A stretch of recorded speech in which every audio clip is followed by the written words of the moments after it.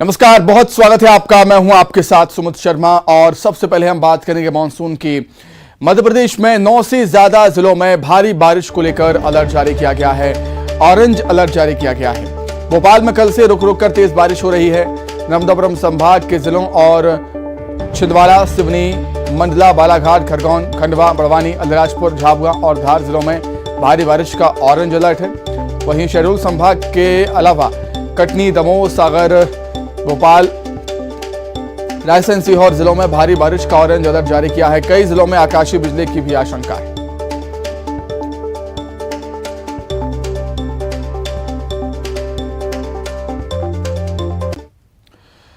वहीं इंदौर में मूसलाधार बारिश के चलते सड़कें दरिया में तब्दील हो गई। सुदामा नगर, फूटी कोठी क्षेत्र में भारी जल जमाव हो गया। जल भराव के हालात बन गए। भारी बारिश के बाद सैलाब में कार बह गई। नगर निगम के दावों की पोल खोलती हुई तस्वीरें आप टीवी स्क्रीन पर देख रहे हैं इंदौर से, जहां पर आप देख सकते हैं कितना तेज बहाव में सड़कों पर पानी बह रहा है और पानी के इस बहाव में कार भी बहती हुई आपको नजर आ जाएगी। तो इंदौर में भी मूसलाधार बारिश का दौर जारी है और किस तरीके से लोगों की परेशानियां बढ़ गई हैं वो आप तस्वीरों में देखिए। लोगों के घरों में पानी घुस गया है, दुकानों में पानी घुस गया है, लोगों का जीना मुहाल हो रहा है। उसमें भी अंदर इंसान है, उसमें भी इंसान है उसमें भी अंदर। और ये कहाँ से लिया है? इनमें अक्ल नहीं है। वो ना यूँ जा रहा था तो रिवर्स में आ गया। वो आ गई तो बच जाएगी, तो गई। वो ऐसे ही ले लेगा ना।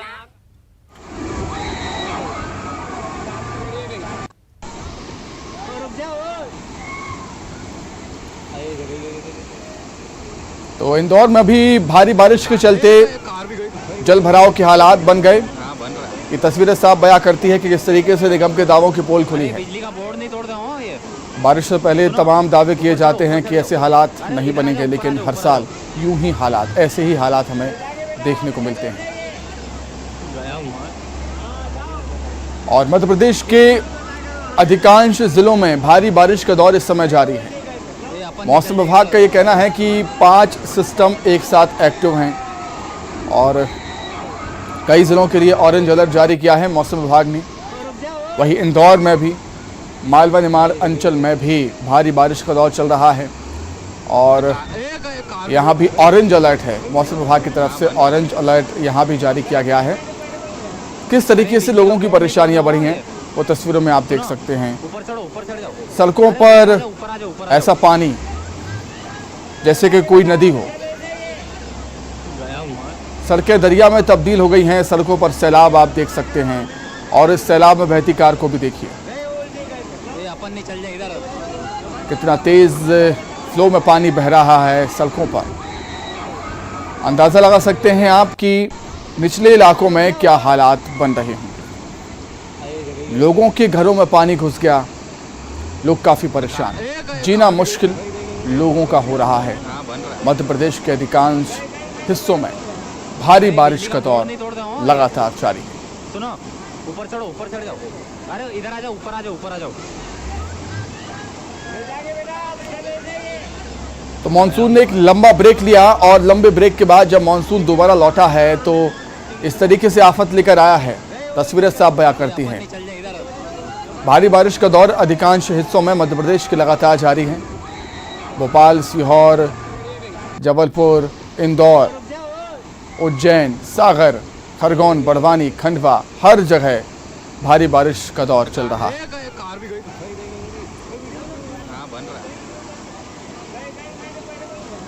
अरे बिजली का बोर्ड नहीं तोड़ दो ये। सुनो, ऊपर चढ़ो, ऊपर चढ़ जाओ।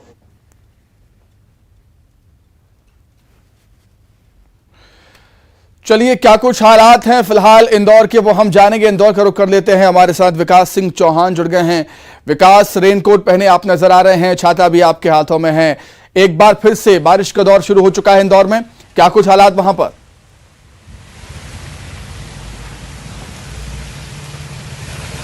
देखो सुमित, कल शाम से ये बारिश का दौर अचानक शुरू हुआ है। कल रात मूसलाधार बारिश रुक रुक कर कई चरणों में हुई, उसके बाद कुछ देर का ब्रेक सुबह हुआ, उसके बाद आज अभी लगातार बारिश का दौर देखने को मिल रहा है और बादलों के उसको देखने के लिहाज से ये अनुमान लगाया जा सकता है कि आज दिन भर बारिश का दौर जारी रहने वाला है। हालांकि ये बारिश कुछ हिस्सों के लिए आफत की बारिश भी बनी हुई है, क्योंकि जो निचली बस्तियां हैं शहर की वो जलमग्न हो चुकी है, कई जगहों पर जलभराव जैसी स्थिति निर्मित है। लेकिन कल रात भी इससे ज़्यादा जलजमाव जलभराव की स्थिति निर्मित हुई। कुछ इलाकों में बड़े 4 पहिया वाहन पानी में बह गए, तीव्र बहाव पानी का बहुत ज़्यादा था। लेकिन उसके बाद एक्शन मोड में मेयर नजर आए, महापौर पुष्पवती भार्गव सड़कों पर निकले और अपने निगम के अमले के साथ साथ अपनी जो टीम थी उन सभी को निर्देश दिए कि जल्द से जल्द निकासी की व्यवस्था दुरुस्त कर ली जाए। लिहाजा रात से ही नगर निगम की जो टीम है वो मुस्तैद बनी हुई है, लगातार सड़कों पर तैनात है। जल निकासी के लिए पर्याप्त इंतजाम किए जा रहे हैं। सुबह से भी लगातार निगम की टीम एक्शन मोड में है, लेकिन अभी भी कुछ हिस्से ऐसे हैं जो जलमग्न बने हुए हैं। जल जमाव की और जल निकासी की जो समस्या है वो अब निगम के लिए चुनौती का विषय बनी हुई है। हालांकि अब देखना होगा कि कब तक ये समस्या पूरी तरीके से खत्म होती है। बारिश से भले ही एक तरफ राहत लोगों को मिल रही हो, लेकिन कहीं ना कहीं कुछ इलाकों के लिए आफत की बारिश बनी हुई है। सुनील, बिल्कुल विकास, जिस तरीके से आपने बताया कि पुष्पमित्र भार्गव नवनिर्वाचित मेयर हालातों को जायजा लेने के लिए निकले थे, लेकिन सवाल अब यही खड़ा होता है कि वो ठीक बात है, आप जायजा लेने के लिए निकले, लेकिन सवाल यह है कि अगर हालात ऐसे बने क्यों? हर साल यही तस्वीरें, ऐसी ही तस्वीरें हमें देखने को मिलती हैं, जबकि तमाम दावे किए जाते हैं कि हालात हमने सुधार दिए हैं या तैयारियां पूरी हैं, लेकिन तैयारियां कैसी है तस्वीरें साफ बयां कर देती हैं। बिल्कुल, सुबह से कतई इनकार नहीं किया जा सकता कि इसमें जिम्मेदार अधिकारियों की घनघोर लापरवाही है, भीषण लापरवाही है। यही वजह है कि शहर के सबसे स्वच्छ शहर में ऐसी बदसूरत तस्वीरें देखने को मिलती है। शुरुआती वक्त में ये कयास लगाए गए थे कि ये जो जलजमाव की स्थिति है कुछ देर के लिए जल्द से जल्द जल निकासी हो जाएगी, लेकिन जल निकासी नहीं हुई, बल्कि उसके लिए एक्शन नगर निगम को लेना पड़ा। हालांकि ये कई वर्षों से इस तरह की दलील दी जाती है और ये कहा जाता है, ये दावा किया जाता है कि इस बार स्थिति ऐसी है कि जल जमाव की स्थिति निर्मित नहीं होगी। इसको लेकर पहले से एक्शन प्लान तैयार कर लिया गया है, एक्शन मोड में नगर निगम है, लेकिन हर बार कमोवेश ऐसे ही हालात होते हैं। हालांकि इससे पहले बारिश से ठीक पहले नगर निगम ने कई प्लान तैयार किए थे, उस पर काम भी किया गया था, चाहे नाला टेपिंग की बात की जाए या कुछ अन्य विकल्पों की बात की जाए, लेकिन उसके बाद कमोवेश हालात अभी भी ऐसे ही है। लेकिन इंदौर शहर स्मार्ट सिटी, स्मार्ट नगर निगम, सबसे स्वच्छ शहर, वहाँ पर ऐसे हालात जब निर्मित होते हैं तो यहाँ के जो अधिकारी हैं उनकी कार्यप्रणाली पर वाकई में कई सवाल खड़े होते हैं। ये भी देखने की बात होती है कि आखिर इसमें गंभीर लापरवाही किसकी है, चूक किसकी है, किन अधिकारियों की लापरवाही के कारण शहरवासियों को खामियाजा भुगतना पड़ रहा है, क्यों आखिर शहरवासियों को मुसीबत का सामना करना पड़ रहा है। अब ये देखना होगा कि किस प्रकार की जांच होती है, किस प्रकार की कार्रवाई होती है। अगर हर बार भी इस बार यही दावा किया जाएगा कि अगली बार जो हालात है वो खड़े कर लिए जाएंगे, दुरुस्त कर लिए जाएंगे और इस बार भी लापरवाही का आलम। बिल्कुल विकास, ठीक बात है कि मूसलाधार बारिश तो हर साल होती है, लेकिन तैयारियां तो होनी चाहिए ना, जो होती नहीं है। विकास आप बने रहिए, कुछ और खबरों पर भी आपसे हम जानकारी लेंगे। छत्तीसगढ़ की बात कर लेते हैं। रायपुर में भी भारी बारिश का दौर जारी है। लगातार बारिश से राजधानी पानी पानी हो गई। राजधानी में मंगलवार से लगातार बारिश हो रही है। कई जगहों पर जलभराव के हालात बन गए हैं। शहर की निचली बस्तियों में पानी भर गया।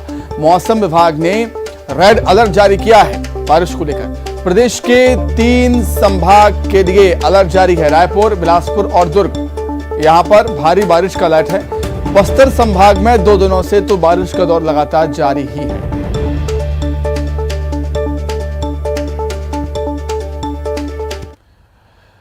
धमतरी की बात करें तो यहां पर भारी बारिश के चलते गंगरेल बांध लबालब हो गया पानी से। गंगरेल बांध में पानी की बंपर आवक, 41,000 क्यूसेक पानी की आवक है। 97% भर चुका है बांध। 4 गेट से 4,000 क्यूसेक पानी छोड़ा जा रहा है। तो छत्तीसगढ़ के अधिकांश जो बांध हैं, डैम हैं, अब पानी से लबालब हो चुके हैं। कई तो ओवरफ्लो हो रहे हैं, कईयों के गेट खोलने पड़ रहे हैं। ये हालात हैं। लगातार भारी बारिश का दौर जारी।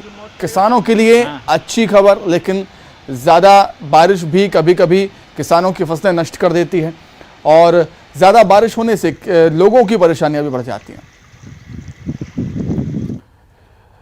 मुंगेली में वनांचल इलाके में भी झमाझम बारिश हो रही है। भारी बारिश के चलते मनियारी जलाशय यहां पर लबालब हो गया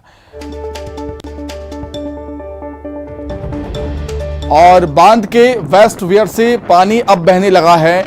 किसानों के लिए बड़ी राहत है, क्योंकि किसानों को ज़रूरत है अभी पानी की। फसल के लिए, किसानों की फसलों के लिए पानी अभी बेहद ज़रूरी है। इसलिए किसानों के चेहरे खिले हुए हैं। इस भारी बारिश को देखते हुए किसान काफ़ी खुश हैं, लेकिन निचली बस्तियों में जो पानी भरता है, लोगों के घरों में पानी घुसता है, उनके लिए परेशानियां कहीं ना कहीं खड़ी हो जाती हैं। वहीं उज्जैन में नागदा में भारी बारिश के बाद डीपी में आग लग गई। रेलवे पटरी के पास विद्युत सर्किल की डीपी में आग लग गई। शॉर्ट सर्किट से आग लगने से हड़कंप मच गया। आग लगने से क्षेत्र में धुआं फैल गया। लोगों में दहशत फैल गई। 1 घंटे बाद आग पर काबू पाया गया।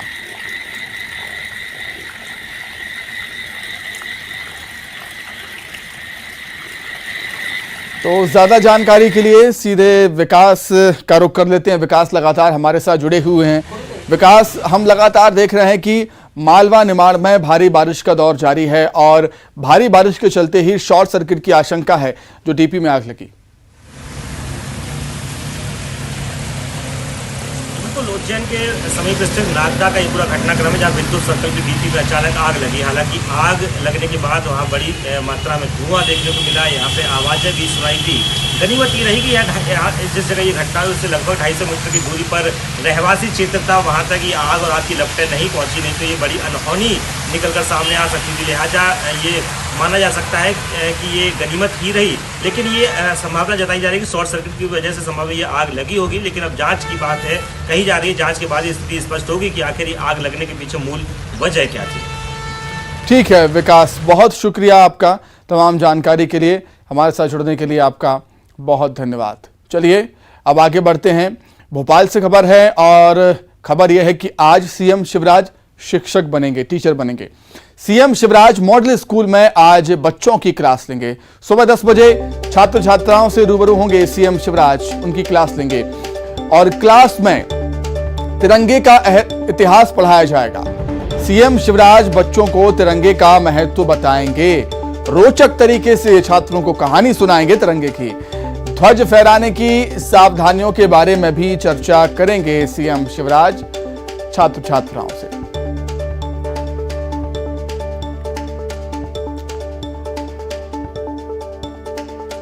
तो सीएम शिवराज आज टीचर बनने वाले हैं। सुबह 10 बजे वो बच्चों की क्लास लेंगे। मॉडल स्कूल में बच्चों की क्लास होगी।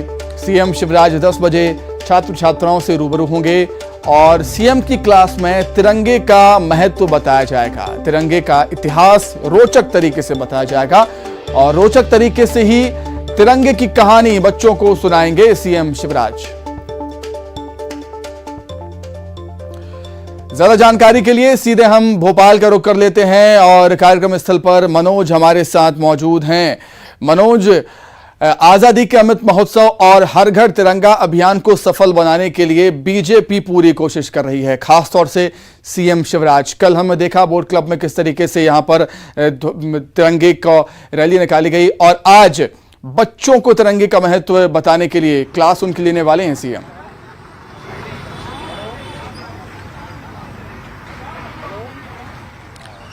जी बिल्कुल, तिरंगे की कहानी मामा की जुबानी और मॉडल स्कूल में आप देख सकते हैं ये पूरी पाठशाला मामा की सजकर तैयार है। शिवराज मामा की पाठशाला आजादी का अमृत महोत्सव के तहत ये पूरा कार्यक्रम आयोजित किया गया है। मुख्यमंत्री शिवराज सिंह चौहान टीचर की भूमिका में नजर आएंगे। आप देख सकते हैं ये गेट है मॉडल स्कूल का, यहाँ पे स्टूडेंट के साथ टीचर यहाँ पे स्वागत के लिए खड़े रहेंगे। यहाँ पे पूरी तैयारी यहाँ पे की गई है। सबसे पहले मुख्यमंत्री शिवराज सिंह चौहान का यहाँ पे आप स्वागत देखेंगे कि किस तरीके से उसकी तैयारी यहाँ पे तमाम जो स्टूडेंट है उनसे ही बात कर लेते हैं।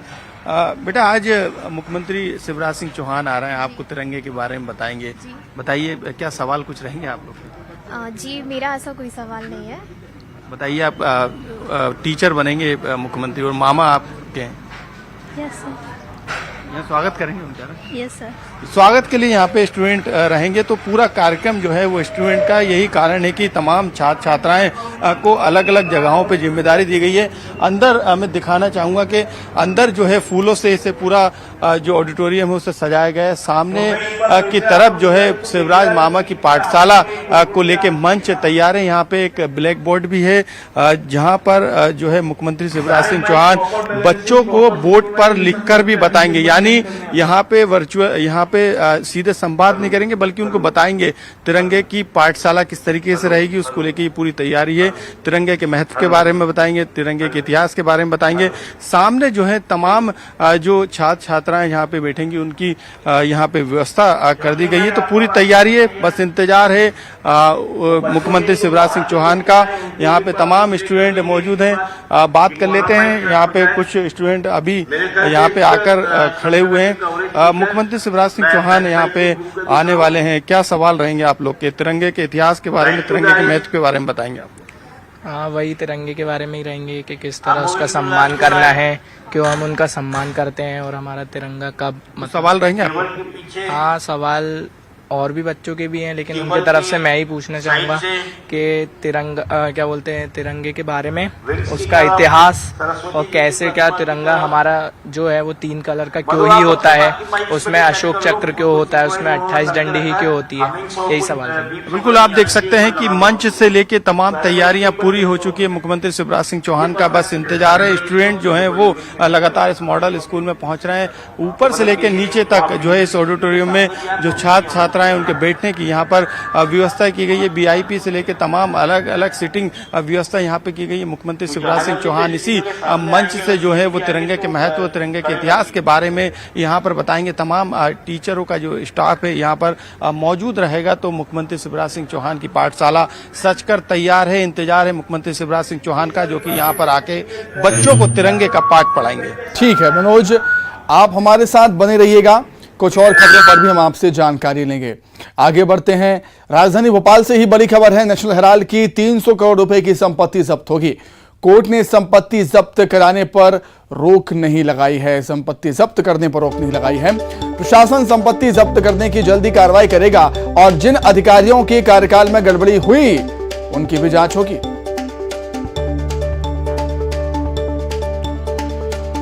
तो राजधानी भोपाल में नेशनल हेराल्ड की 300 करोड़ रुपए की संपत्ति जब्त होगी। कोर्ट ने संपत्ति जब्त करने पर रोक नहीं लगाई है।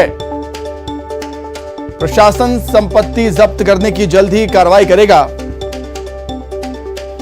जिन अधिकारियों के कार्यकाल में ये गड़बड़ी हुई थी उनकी भी जांच होगी। चलिए, ज्यादा जानकारी के लिए सीधे मनोज का रुख कर लेते हैं। लगातार भोपाल से हमारे साथ वो बने हुए हैं। मनोज, नेशनल हेराल्ड की जो संपत्ति है 300 करोड़ की वो जब्त होगी ही, और जो अधिकारियों की जिन अधिकारियों की इसमें लापरवाही या गड़बड़ी सामने आएगी वो भी इसकी जद में आएंगे।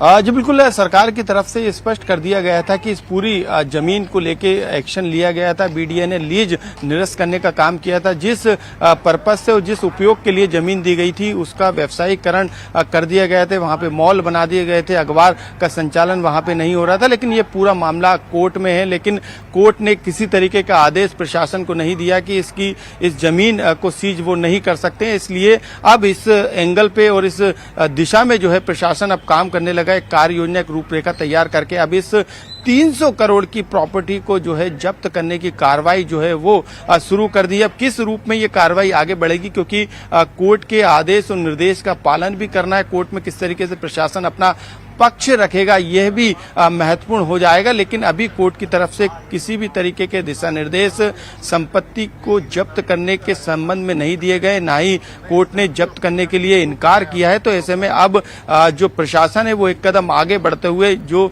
जमीन को जब्त करने की कार्रवाई है नियमों के तहत, प्रावधानों के तहत, उसकी ओर आगे बढ़ रही है। तमाम लीगल जो एडवाइस है वो प्रशासन के द्वारा ली गई। तो ऐसे में आने वाले समय में जल्दी इस जमीन को सीज करने की कार्रवाई, इस जमीन को जब्त करने की कार्रवाई जो है वो प्रशासन और खास तौर से BDA के द्वारा की जाएगी। ठीक है मनोज, बहुत शुक्रिया आपका तमाम जानकारी के लिए, हमारे साथ जुड़ने के लिए। आगे बढ़ते हैं, CM शिवराज आज कानून व्यवस्था की समीक्षा भी करेंगे। भोपाल से पकड़े आतंकियों को लेकर चर्चा होगी। मंत्रालय में होगी कानून व्यवस्था की समीक्षा बैठक। गृह विभाग के आला अधिकारी बैठक में मौजूद रहेंगे। तो इसी के साथ ही फिलहाल इस बुलेटिन में इतना ही। खबरें लगातार जारी है। नमस्कार।